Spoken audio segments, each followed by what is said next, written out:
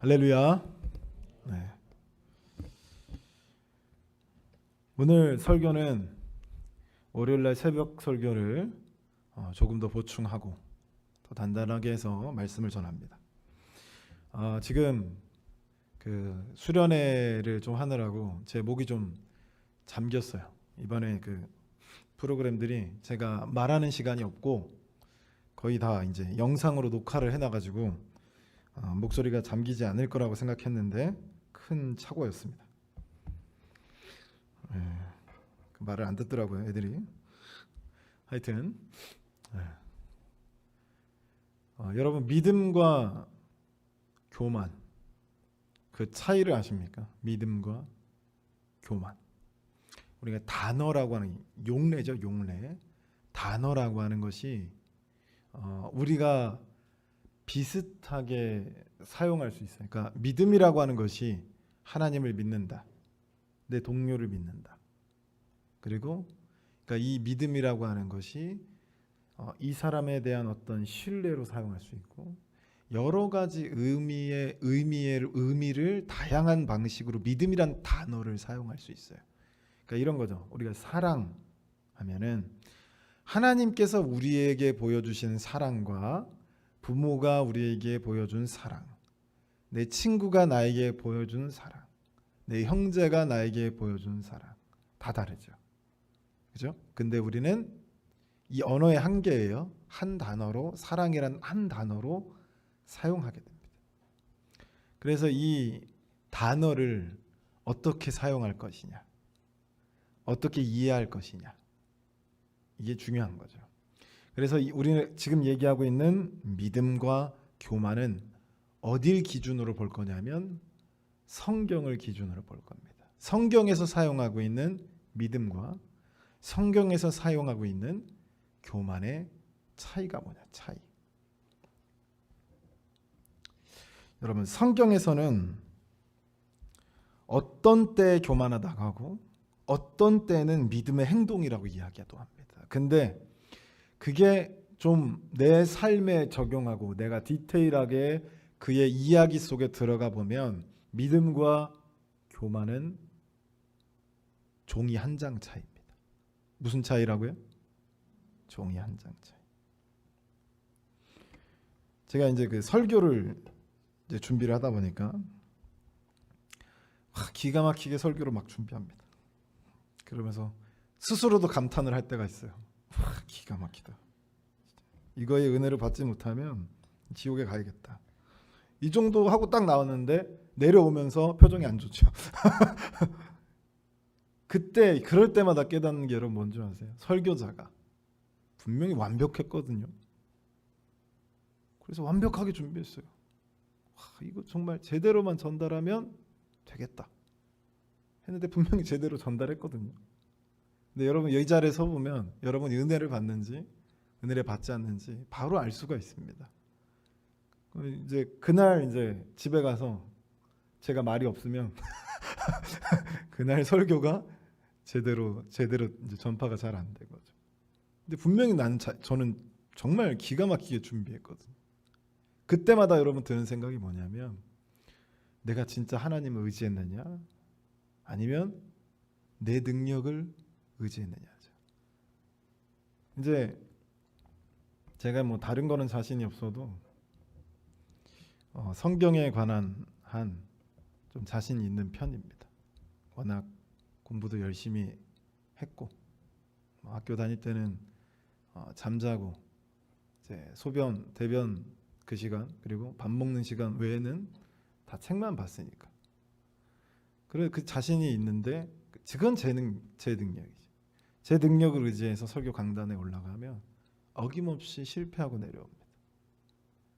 근데 이상하게 어떨 때가 있냐면 시간이 너무 없었어요.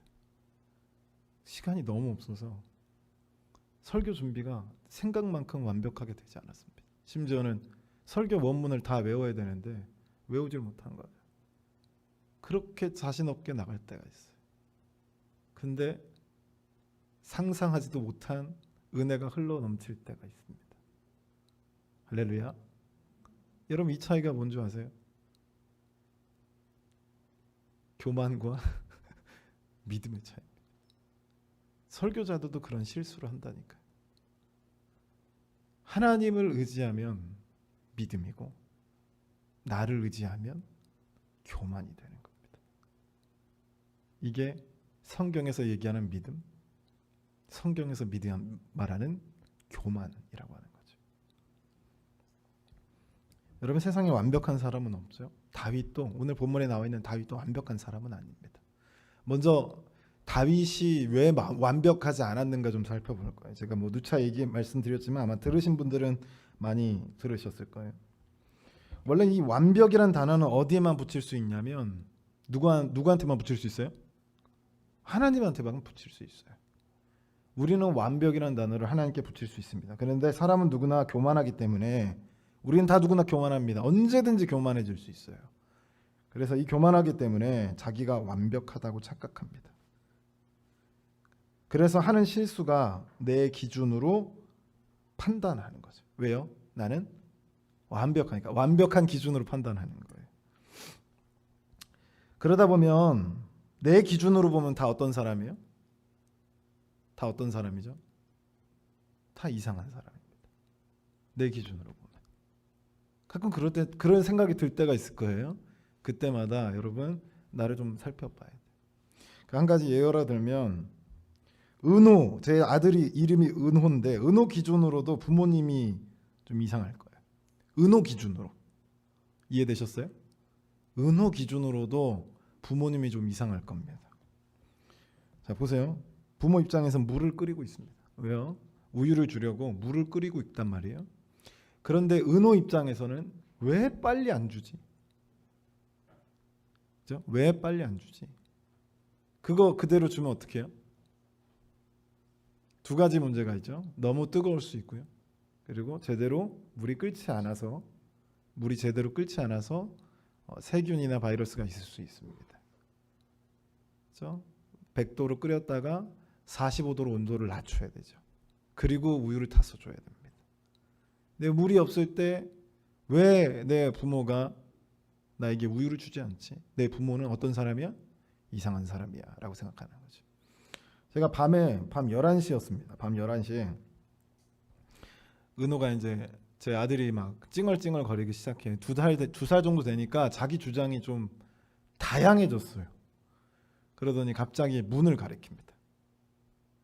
문을 가리켜요. 저녁 11시에 문을 가리켜요. 자야 되는데 문을 가리켜요. 그래서 막 우는 거예요. 어쩔 수 없이 데리고 나갔습니다. 그래서 엘리베이터까지만 갔어요. 다시 돌아왔더니 또 돌아왔다고 난리가 난 겁니다. 은호 입장에서는 아니 놀이터가 얼마나 재밌는데 나가지 않는 거야. 참 이 부모란 사람들이 이상한 사람들이죠. 아니 놀이터 가면 얼마나 즐겁고 재밌는데. 그죠? 몇 시요?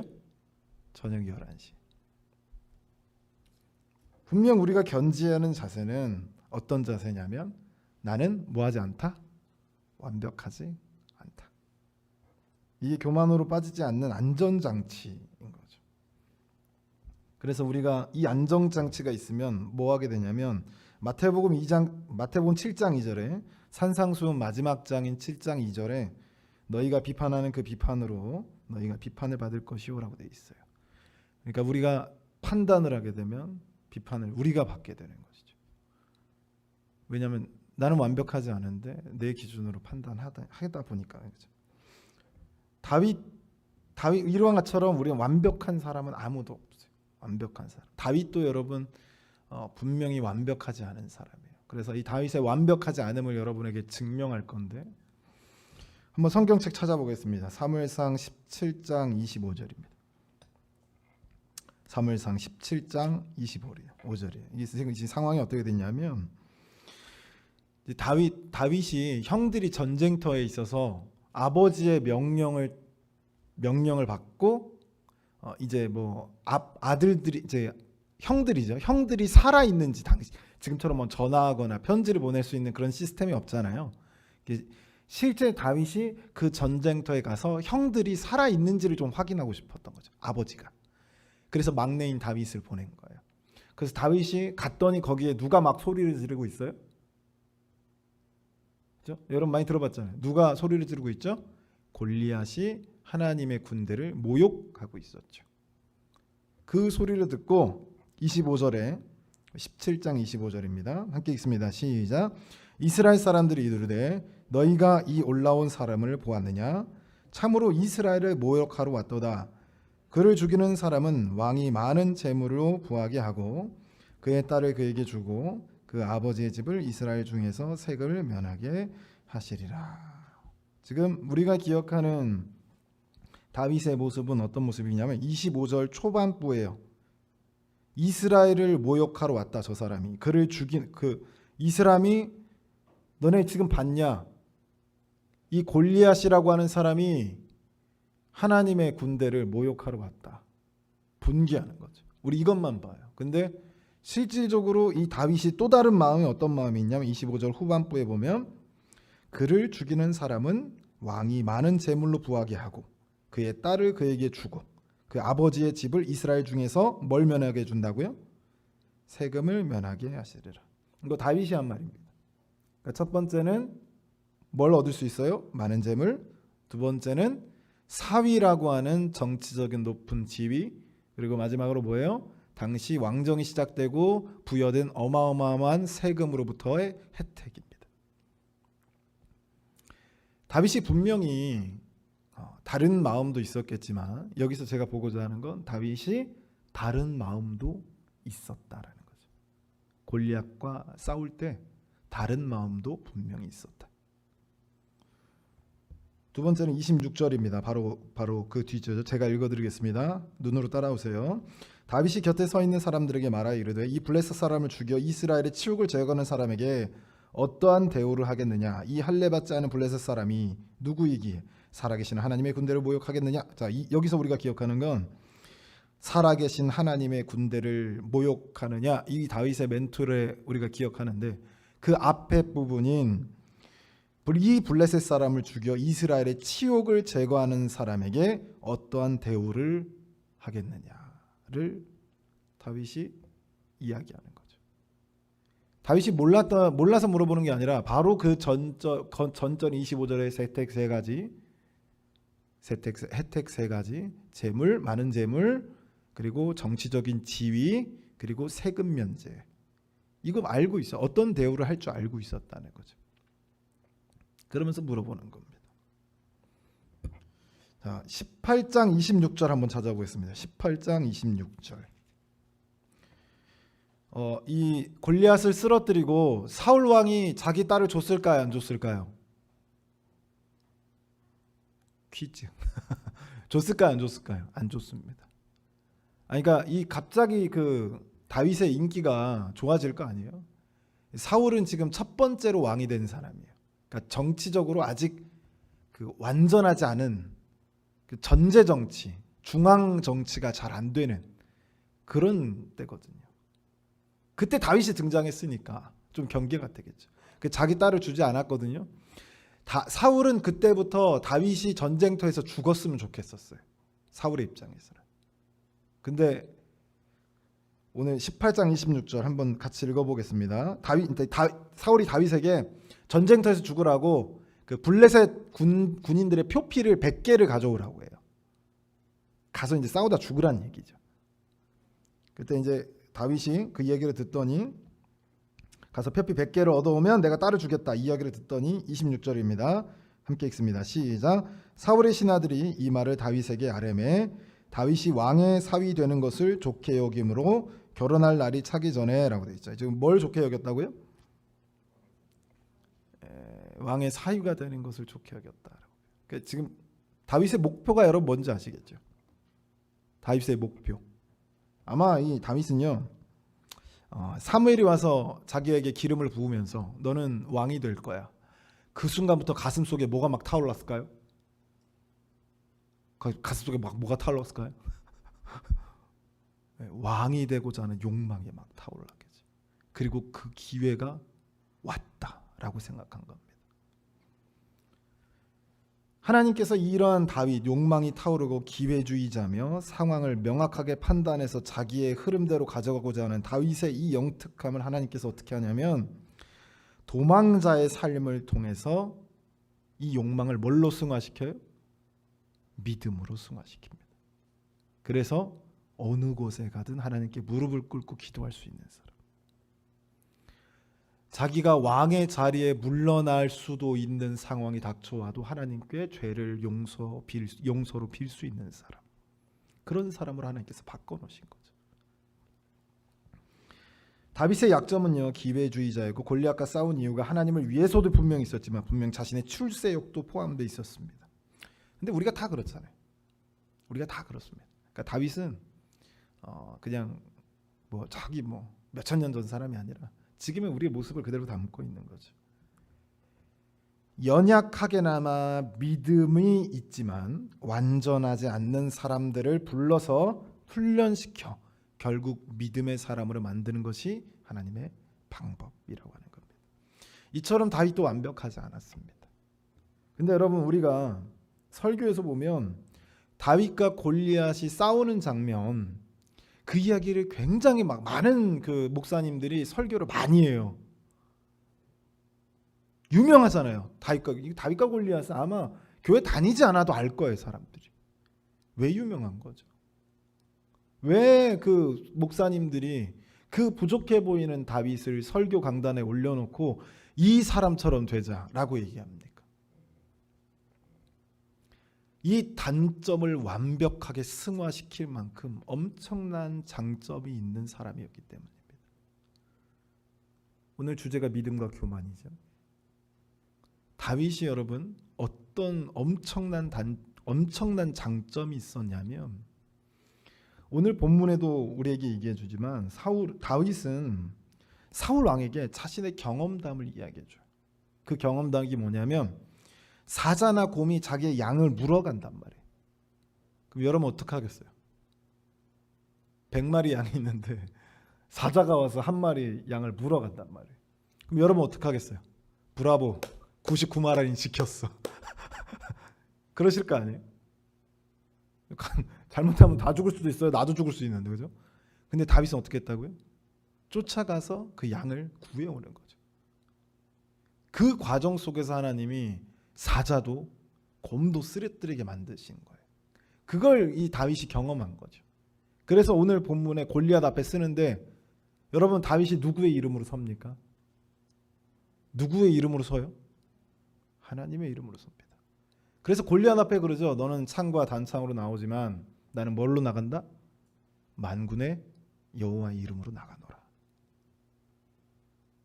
이게 믿음입니다. 만약에 우리가 우리의 능력을 믿고 나갔어요.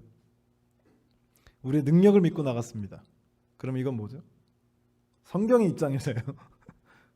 우리의 능력을 믿고 나갔습니다. 그럼 어떻게 되는 거죠? 이건 교만이 되는 겁니다. 그러나 하나님을 의지해서 나가면 그건 믿음이 되는 것이죠. 하나님이 하실 것이다. 내가 사자와 곰에서 그 양을 구해낼 때도 분명히 하나님께서 역사하셔서 내 능력으로 그걸 할 수가 없는데 하나님께서 하셨다는 거죠. 그래서 내가 가면 하나님께서 하시면 나는 분명히 그 자리에서 승리할 것이다 라고 하는 확신을 가지고 나갑니다. 절대 다윗이 거기서 왕의 칼을 잘 달아서 물맷돌을 내가 잘 던질 수 있어서 이렇게 얘기 안 해요. 왕에게 분명 실력도 있었겠죠. 근데 이거 실력 가지고 골리앗을 쓰러뜨리는 쉽지는 않아요. 이거 한 방 잘못 던져가지고 빗 맞으면 어떻게 되는 거죠? 빗 맞았어요. 휙 지나갔단 말이에요. 맞았는데 여기가 아니라 이빨 이런 데 맞았어요. 그럼 다윗 어떻게 됐겠습니까? 그 자리에서 죽었겠죠. 분명 실력도 있었을 거예요, 다윗이. 근데 지금 다윗은 누구를 의지하고 나가는 거죠? 하나님을 의지하고 나가는 겁니다. 이게 믿음의 사람들의 행동인 것이죠. 그래서 여러분, 교만과 믿음은 아주 차이가 종이 한 장 차이. 만약 여기서 다윗이 자기의 물맷돌 실력을 믿고 나갔다면, 사자 곰 내가 물맷돌로 때려잡았어요. 내 능력. 그걸로 나가겠습니다. 그런 순간 그건 교만이 되는 거죠. 하나님을 의지하여 골리앗에게 나아갔던 건 바로 믿음이라고 하는 겁니다. 여러분, 아브라함이 우리가 믿음의 조상이라고 얘기하죠. 믿음의 조상이라고 하는 건 믿음의 어떤 가장 대표적인 모범이자 어떤 시작점이라고 보는 거예요. 근데 이 아브라함이 믿음을 우리에게 보여주는데 자기 아들 이삭을 하나님께 바칩니다. 그러니까 아브라함에게 이삭은 어떤 존재라고요? 아브라함에게 이삭은 어떤 존재다? 자기의 전부입니다. 전부. 뭐라고요? 자기의 전부. 그런데 아브라함이 이 이삭을 하나님께 드리는 거죠. 누구를 의지해서요? 자기가 살릴 수 있나요? 죽이면? 누구를 의지해서요? 신약 성경에 가보면 히브리서 가면 누구를 의지했다? 하나님을 의지했다라고 하는 거죠. 아브라함이 하나님을 의지했기 때문에 이삭을 드릴 수 있는 거예요. 그 반대 이야기가 있습니다. 이스라엘 백성들이 2세대가 가나안에 쳐들어갔습니다. 처음에 여리고성을 정복했어요. 믿음으로 정복했죠. 하나님을 의지해서 나갔습니다. 그래서 승리했어요. 근데 그 다음 성을 보니까 아이성이라고 하는 아주 보잘것없는, 정말 성이라고 얘기할 수 없는 그런 마을이 있는 거죠. 여리고성 보다가 아이성 보니까 코딱지만한 거예요. 그래서 몇천 명만 내려갑시다. 여러분, 이스라엘 백성들이 제대로 된 무기와 전술이나 뭐 제대로 된 훈련받은 군인이 있어요? 없어요. 정말 최선을 다해야 됩니다. 근데 아이성 앞에 보고 여리고성 정복해 보니까 아이성 어떤 거예요? 별 볼 일 없어 보이는 거죠. 몇천 명만 가자. 그때 여러분 이스라엘이랑 여호수아가 하나님께 물어봤을까요? 안 물어봤을까요? 안 물어봤습니다. 그게 교만인 거죠. 자기 능력으로 할 수 있다. 자신들의 능력으로 할 수 있다. 라고 하는 순간 그들은 철저하게 패배했습니다. 이것이 하나님을 의지하는 믿음, 나를 의지하는 교만. 우리의 삶에서 실질적으로 말은 이렇게 정확하게 다르지만, 단어는 정확하게 다르지만 실질적으로 우리의 삶에 들어가 보면 이게 헷갈려요. 내가 뭔가를 할 때 내가 믿음으로 한 건가? 하나님을 의지해서 믿음으로 한 건가? 아니면 내 능력을 가지고 한 건가? 이게 헷갈립니다. 그래서 우리가 항상 나를 확인해야 될 필요가 있는 거죠.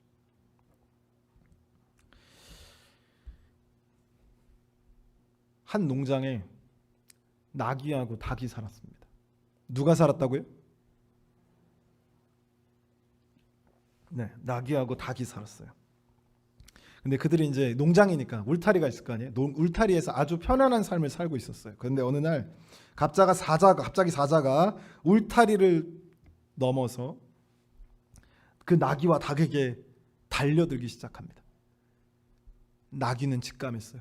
내 생은 여기까지구나. 그리고 나서 직감했습니다. 그리고 인생을 포기했죠.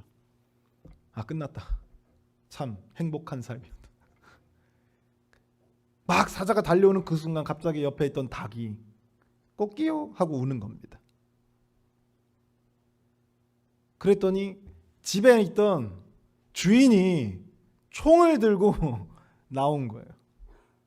그 모습을 보자마자 사자가 턴 해가지고 다시 도망가기 시작합니다.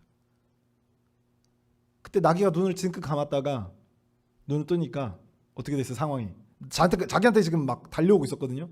죽었다 하는데 뭐지? 뭐지? 왜 안 죽지? 눈을 떠보니까 사자가 도망가고 있어요. 이때 나귀가 머릿속에 번뜩 이놈이 도망가는구나. 다시는 내 나아발이 이 울타리 안으로 들어오지 못하도록 홍군형을 내줘야겠다. 나귀가 사자를 추격했습니다.